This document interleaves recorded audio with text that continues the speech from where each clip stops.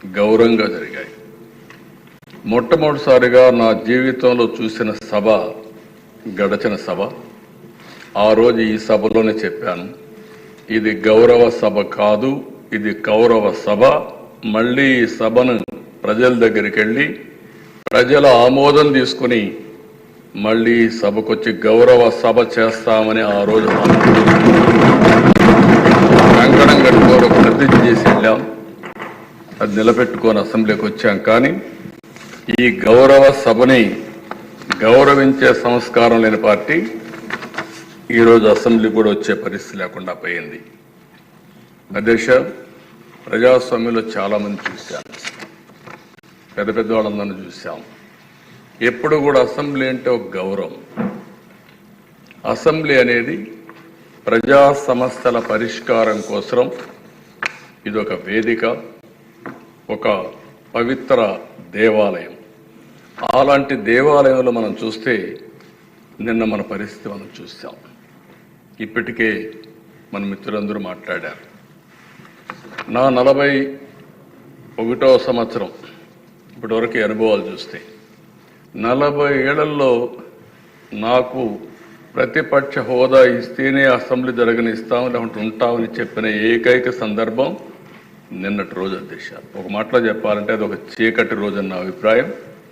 ప్రజలు 11 మందిని గెలిపించారు, 11 గంటలకు వచ్చారు, 11 గంటల 11 నిమిషాలకు వెళ్ళిపోయారు. అంటే కరెక్ట్గా 11 నిమిషాలు ఉన్నారు. ఆ 11 నిమిషాల్లోనే స్పీకర్ను అవమానించడం, ఇవన్నీ జరిగే పరిస్థితి వచ్చింది. అధ్యక్ష, ఒక్క విషయం గుర్తుపెట్టుకోవాలి, ఇక్కడుండే మనం కానీ ప్రజలకు కానీ విజ్ఞప్తి చేయాల్సిన అవసరం ఉంది. వివిధ రాజకీయ పార్టీలు ఉంటాయి, హామీలు ఇస్తాం.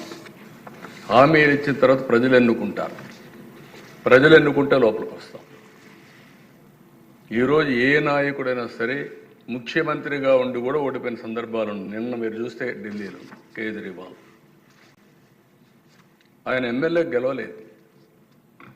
ఎమ్మెల్యే గెలవకుండా నాకు ప్రతిపక్ష హోదా ఇవ్వాల్సిందే అని డిమాండ్ చేస్తే, లేకుంటే నేను అసెంబ్లీకి వస్తానంటే ప్రజాస్వామ్యం ఏ విధంగా ఒప్పుకుంటుంది దిశ? దేశంలో ఎక్కడా జరగలేదు ఇలాంటి విషయాలు. నేను 96లో ముఖ్యమంత్రిగా ఉన్నాను, 95లో ముఖ్యమంత్రిగా ఉన్నాం.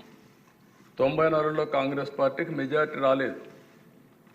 సమైక్య ఆంధ్రప్రదేశ్లో 26 సీట్లు మీరు ఉన్నారు అధ్యక్ష. అప్పుడు 26 సీట్లు గెలిచారు, ప్రతిపక్ష హోదా ఇవ్వలేదు. లీడర్గా ఉన్నాడు వాళ్ళ పార్టీకి. ఇలాంటి సాంప్రదాయాలు మర్చిపోయి ప్రతిపక్ష హోదా ఇవ్వాలని డిమాండ్ చేయడం ఏ విధంగా సబబో ప్రజలు ఆలోచించాల్సిన అవసరం ఉంది అధ్యక్ష. ప్రతిపక్ష హోదా మీరు నేను ఇచ్చేది కాదు, ఇది ప్రజలు ఇచ్చేది. అది గుర్తుపెట్టుకోవాల్సిన అవసరం ఉందని చెప్పి కూడా నేను మీకు తెలియజేస్తున్నాను. అధ్యక్ష, ఈరోజు మన నాయకులు మాట్లాడినప్పుడు చాలా విషయాలు మాట్లాడారు. ఒక్క విషయం మనం అందరం గుర్తుపెట్టుకోవాల్సిన అవసరం ఉంది. ఎన్ని కష్టాలున్నా ఈరోజు ఈ ప్రభుత్వం ఒకటే ఆలోచిస్తున్నాం.